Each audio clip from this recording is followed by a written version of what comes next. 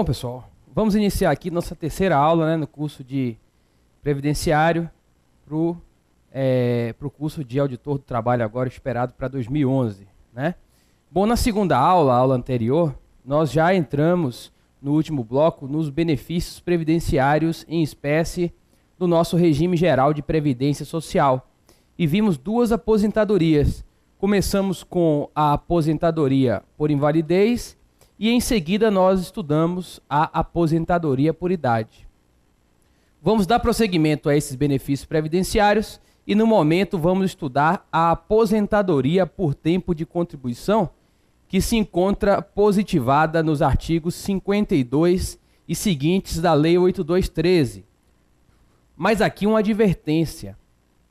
Vários dispositivos da nossa Lei 8213 não foram recepcionados pela reforma constitucional implementada pela emenda 20 de 98.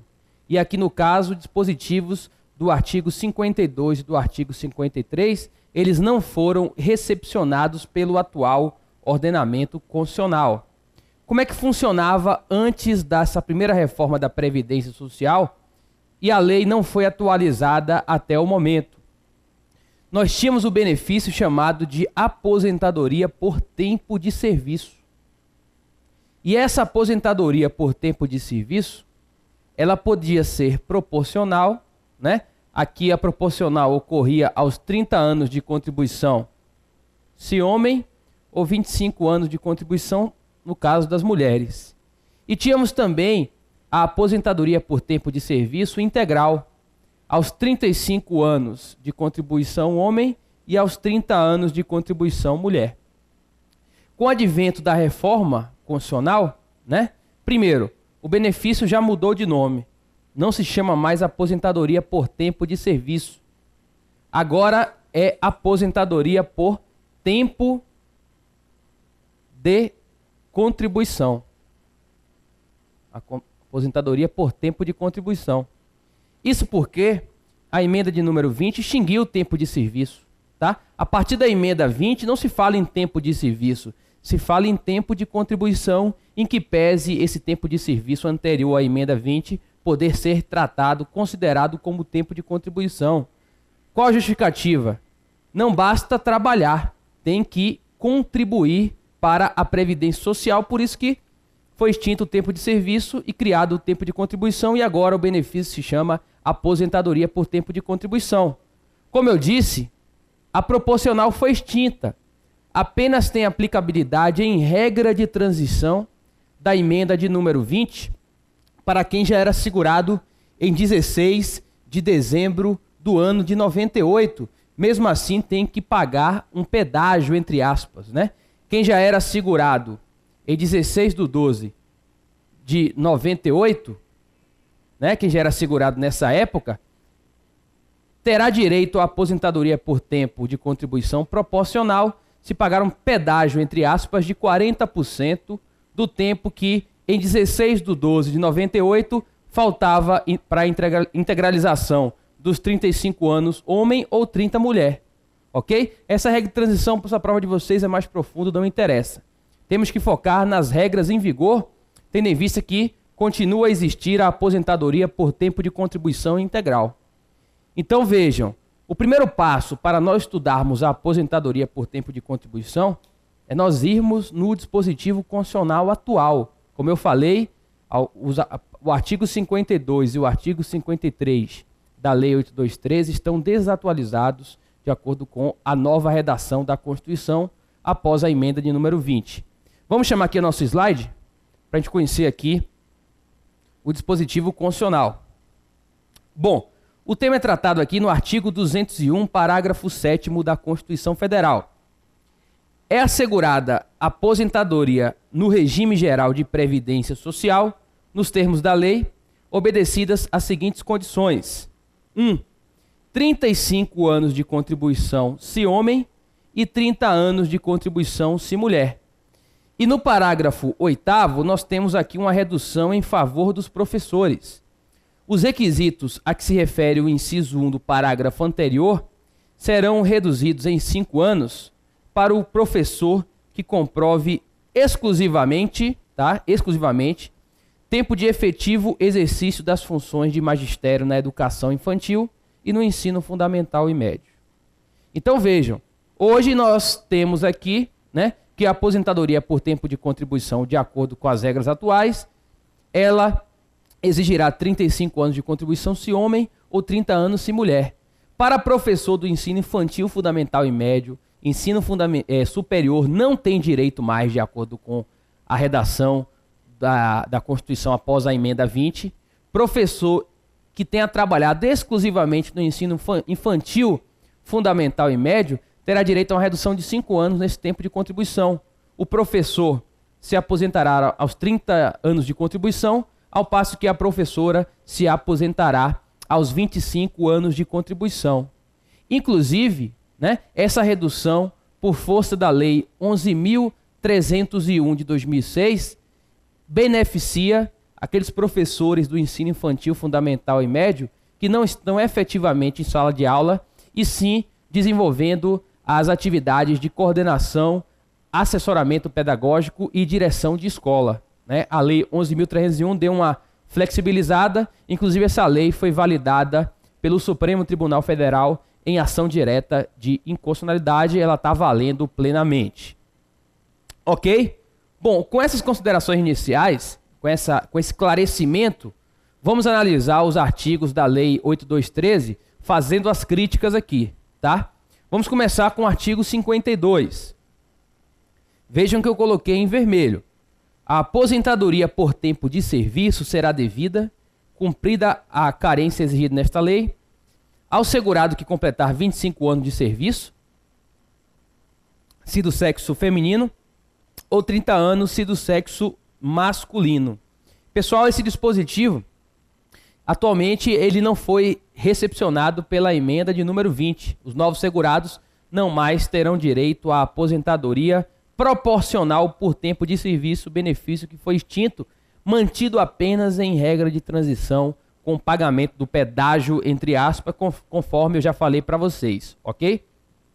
Vamos analisar agora o artigo 53, que parcialmente não foi recepcionado.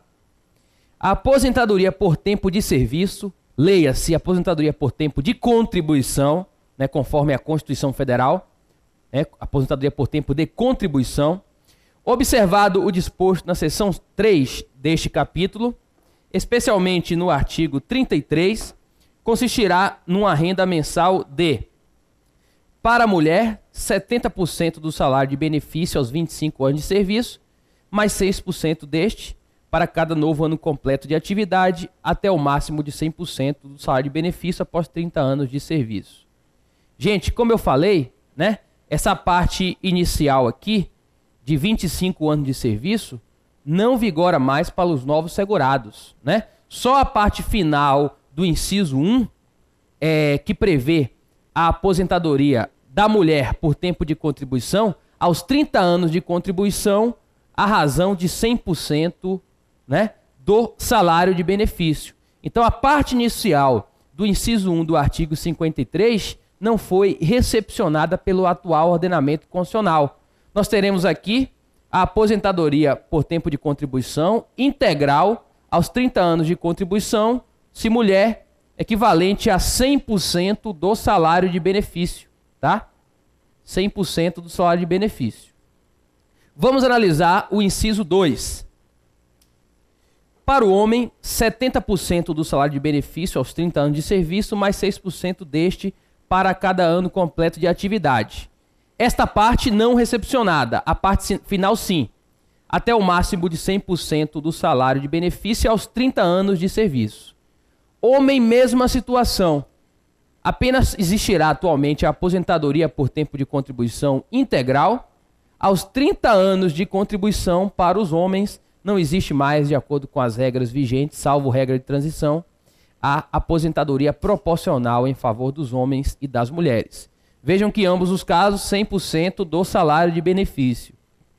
E aqui se lembrem, para o cálculo do salário de benefício da aposentadoria por tempo de contribuição, é obrigatória a incidência do fator previdenciário. Lembrem-se, aposentadoria por tempo de contribuição, após o cálculo da média aritmética simples dos 80% maiores salários de contribuição do segurado, essa média ainda deve ser multiplicada pelo fator previdenciário, aquele coeficiente criado em 99, que considera a idade do segurado, a sua expectativa de vida, assim como o seu tempo de contribuição. Ok? Lembrando também, já estudamos na carência, essa aposentadoria ela exige carência de 180 contribuições mensais. Eu não posso chegar hoje e recolher 35 anos atrasado, vai contar como tempo de contribuição, mas para carência não. Lembre-se, carência é o número mínimo de contribuições mensais previdenciárias pagas em dia, sendo exigível para alguns benefícios previdenciários. E nesse caso, além do 35 anos de contribuição homem ou 30 mulher, eles terão que realizar a carência de 180 contribuições mensais previdenciárias pagas em dias, ou seja, 15 anos de carência. Vamos prosseguir aqui no estudo dos artigos subsequentes. Vamos lá. Artigo 54. A data do início da aposentadoria por tempo de serviço, rectius, aposentadoria por tempo de contribuição, será fixada da mesma forma que a aposentadoria por idade, conforme o disposto no artigo 49. Aquela mesma regra de data de início da aposentadoria por idade vale aqui. Lembra-se que eu falei? Para o empregado ou para o doméstico, se ele, entre o desligamento do emprego e o requerimento não se passaram 90 dias, a DIB vai ser a data do desligamento. Para os demais casos, ou então o empregado ou o doméstico que não se desligou do seu emprego, a data de início do benefício será a data de entrada do requerimento administrativo, tudo na forma do artigo 49 da Lei 8213. Vamos passar aqui ao artigo 55, pessoal. O tempo de serviço, vejam que eu coloquei entre aspas, que atualmente, a partir de 98 é tempo de contribuição, será comprovado na forma estabelecida no regulamento, compreendendo, além do correspondente às atividades de qualquer categoria de segurados, de que trata o artigo 11 desta lei, mesmo que anterior à perda da qualidade de segurado, 2 pontos. 1. Tempo de serviço militar, inclusive voluntário, previsto no parágrafo 1º do artigo 143 da Constituição, ainda que anterior à filiação do regime geral, desde que não tenha sido contado para inatividade remunerada das Forças Armadas ou aposentadoria por tempo de serviço. Vejam, o tempo militar é considerado para a aposentadoria por tempo de contribuição, exceto se o militar já tiver considerado esse tempo, se ele for vinculado ao regime previdenciário dos militares. Aí, nesse caso, não pode haver a contagem do mesmo tempo de contribuição para o regime geral e para o regime de previdência dos militares da União, ok? Mas aquela pessoa que prestou serviço militar obrigatório, ficou lá 2, 3 anos e tal, depois esse tempo vai ser contado aqui para a aposentadoria por tempo de contribuição. Inciso 2. Inciso 2. O tempo intercalado em que esteve em gozo de auxílio-doença ou aposentadoria por invalidez. Pessoal, quando o segurado está em auxílio-doença ou recebendo aposentadoria por validez, aquele tempo será considerado para aposentadoria por tempo de contribuição. Mesmo não estando contribuindo, mas o tempo será utilizado para aposentadoria por tempo de contribuição. Inciso 3. O tempo de contribuição é efetuado como segurado facultativo. Obviamente, aquele período do segurado facultativo, aquele que não desenvolve atividade laborativa remunerada, vai ser contado para se aposentar por tempo de contribuição. É tão óbvio que não precisava nem estar aqui nesse inciso 3. Inciso 4. O tempo de serviço referente ao exercício de mandato eletivo federal, estadual ou municipal, desde que não tenha sido contado para efeito de aposentadoria por outro regime de previdência social. Também é óbvio, vimos que o titular de mandato eletivo, se não estiver vinculado a um regime próprio de previdência social, ele é segurado obrigatório do regime geral na condição de empregado. Nós já vimos isso na nossa primeira aula. Inciso 5. O tempo de contribuição efetuado por segurado depois de ter deixado de exercer atividade remunerada, que eu enquadrava no artigo 11 dessa lei. Aqui também é óbvio, esse tempo de contribuição do segurado que depois de exercer atividade remunerada no artigo 11 também vai ser considerado para a aposentadoria por tempo de contribuição. O próximo, o inciso 6, o tempo de contribuição efetuado com base nos artigos 8º e 9º da Lei 8162 de 91, pelo segurado definido no artigo 11, 1G desta lei, sendo tais contribuições computadas para efeito de carência. Isso aqui se refere a tempo como servidor e militar da União. Esse período também será considerado para a aposentadoria por tempo de contribuição. Vamos prosseguir aqui na análise dos dispositivos subsequentes do nosso artigo. Parágrafo 1º. A averbação do tempo de serviço, durante o qual o exercício da atividade não determinava a filiação obrigatória ao anterior regime de previdência social urbana, só será admitida mediante o recolhimento das contribuições correspondentes, conforme dispuser o regulamento, observado o parágrafo 2º. Bom, pessoal, né? Se algumas pessoas físicas trabalhavam, porque antigamente tinha isso, né? Hoje desenvolveu atividade laborativa remunerada, se não for vinculada a regime de previdência dos servidores, regime próprio, você é segurado obrigatório do regime geral, né? Mas nem sempre foi assim. Por exemplo, os empregados domésticos foram incluídos no começo da década de 70. Então vamos supor que você trabalhasse em uma época, isso normalmente da década de 70 para trás, em que você trabalhava, mas não era considerado segurado obrigatório da Previdência Social. Para você computar esse tempo, você vai ter que pagar as respectivas contribuições previdenciárias referentes a esse período, né? É a chamada aqui indenização ao INSS para computar tempo de contribuição em período em que você trabalhava, mas a sua atividade não gerava uma filiação obrigatória ao regime geral de previdência social. Vamos analisar agora o parágrafo 2º. O tempo de serviço do trabalhador rural, anterior à data de início de vigência desta lei, será computado independentemente do recolhimento das contribuições a ele correspondentes, exceto para efeito de carência, conforme dispuser em regulamento. Aqui nós temos uma exceção. O tempo rurícola prestado pelo trabalhador rural até a vigência da Lei 8213 de 91, né, até o final de 91, ele vai poder contar esse período, exceto para a carência de benefícios, como tempo de contribuição. Mas por que o trabalhador rural tem esse privilégio? Porque o legislador respeitou o regime da época, né? Antes de 91, nós tínhamos uma previdência rural que era regulada pela Lei Complementar de número 11. E naquela época, né, a contribuição era feita pelo comprador da produção rural de todos os trabalhadores rurais. Então, respeitando o regime de época, todo trabalhador rural pode contar o seu tempo de contribuição até a vigência da Lei 8213 de 91, sem qualquer necessidade de pagar contribuições previdenciárias ou mesmo a indenização ao INSS, salvo para fins de carência, conforme a autorização expressa do parágrafo 2º do artigo 55 da Lei 8213.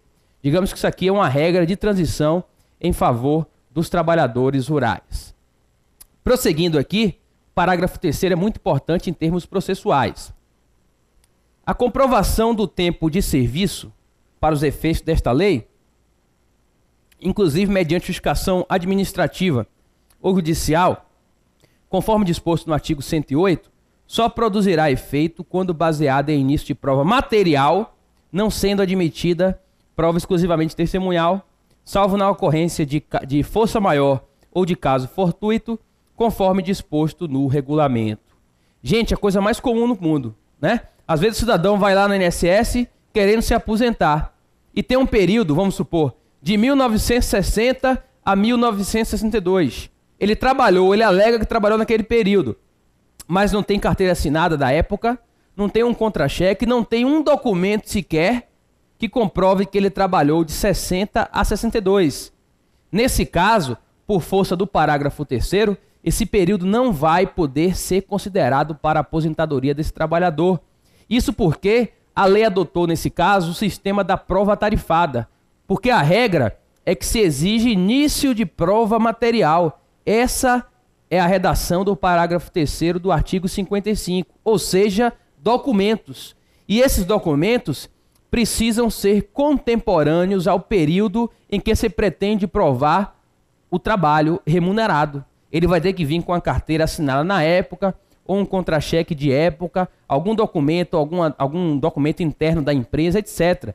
E muita gente não tem esses documentos e, em regra, não vai poder se considerar. Apenas em casos fortuitos ou força maior, a exemplo de incêndio na empresa, incêndio na casa dele, que é muito difícil se enquadrar, é que esse período vai ser comprovado. E é muito comum que pessoas, na hora de se aposentar, não consigam porque não conseguem comprovar com documentos de época aquele vínculo de emprego, normalmente é o que ocorre. Ok? Vamos passar agora ao nosso parágrafo 4º. Não será computado como tempo de contribuição, para efeito de concessão do benefício de que trata essa subseção, o período em que o segurado contribuinte individual ou facultativo tiver contribuído na forma do parágrafo 2º do artigo 21 da Lei 8.212, salvo se tiver complementado as contribuições na forma do parágrafo 3º do mesmo artigo. Gente, eu vou explicar rapidinho para vocês, porque para conhecer esse parágrafo 4º, para entendê-lo, é preciso estudar o custeio da Previdência Social, que é a Lei 8.212 e que não faz parte do programa de vocês. Bom, desde a lei, o artigo 21, parágrafo 2º da Lei 8.212, instituiu um recolhimento simplificado de contribuições previdenciárias em favor dos contribuintes individuais que trabalham por conta própria, né, e dos segurados facultativos. Esses contribuintes individuais que trabalham por conta própria e segurados facultativos, ao invés de pagar 20% sobre o salário de contribuição de um salário mínimo a título de contribuição previdenciária, o parágrafo 2º do artigo 21 da Lei 8.212, que foi incluído inclusive por uma lei complementar de 2006, deu uma simplificada e diz, não, ao invés de você, pequeno autônomo que trabalha na rua por conta própria, segurado facultativo, dona de casa, estagiária, etc., você recolhe 11% sobre um salário mínimo, 20% sobre o mínimo para você é muito, né? E esse recolhimento simplificado ele tem um preço. Esse tempo não será considerado para aposentadoria por tempo de contribuição. É o único benefício previdenciário que o contribuinte individual que trabalha por conta própria, assim como o segurado facultativo, que optaram pelo recolhimento previdenciário simplificado, 11% ao invés de 20% sobre o salário de contribuição no valor de um salário mínimo, eles abrem mão desse benefício previdenciário. Eles só poderão se aposentar por tempo de contribuição se eles pagarem a alíquota de 9% retroativamente com os encargos legais, ou seja, juros e correção monetária. Ok? Vamos analisar agora o artigo 56, que até falamos dele. O professor, após 30 anos, e a professora, após 25 anos de efetivo exercício em funções de magistério, poderão aposentar-se por tempo de serviço, leia-se tempo de contribuição, com renda mensal correspondente a 100% do salário e benefício, observado o disposto na seção 3 deste capítulo. Gente, como nós falamos, né? Professor e professora de ensino infantil, fundamental e médio exclusivamente têm direito a 5 anos de redução no tempo de contribuição na nossa aposentadoria por tempo de contribuição. Lembre-se, tem que ser esses 30 ou 25 anos exclusivamente. Se juntar com outro período que não é em sala de aula, vai ser a regra geral de 35 anos homem ou 30 mulher. A única exceção é aquele professor ou professora do ensino infantil, fundamental e médio que está desenvolvendo atividade de direção, coordenação e assessoramento pedagógico, aquele diretor de escola infantil. Nesse caso, a Lei 11.301 de 2006 autorizou que esse período seja computado, seja considerado como efetivo exercício de magistério em ensino infantil, fundamental e médio, mesmo considerando que eles não estão efetivamente em sala de aula. Tá ok? Bom, e aqui tem uma observação também. Não confundam esses 5 anos de redução no tempo de contribuição em favor do professor com aquela redução de 5 anos na idade, no benefício de aposentadoria por idade, em favor do trabalhador rural de ambos os sexos, assim considerados o produtor rural, o pescador artesanal e o garimpeiro. Aqueles 5 anos que nós falamos na aula anterior, é redução de 5 anos na idade, no benefício de aposentadoria por idade, em favor de garimpeiro, trabalhador rural, produtor rural ou pescador artesanal. Aqui nós temos também uma redução de 5 anos, só que na aposentadoria por tempo de contribuição, outro benefício, e em favor desta feita dos professores do ensino infantil, fundamental e médio. É comum que as provas cruzem isso aí e o pessoal se confunda porque o prazo é o mesmo, há uma redução de 5 anos. Vamos dar um stop e daqui a pouco voltaremos com a aposentadoria especial.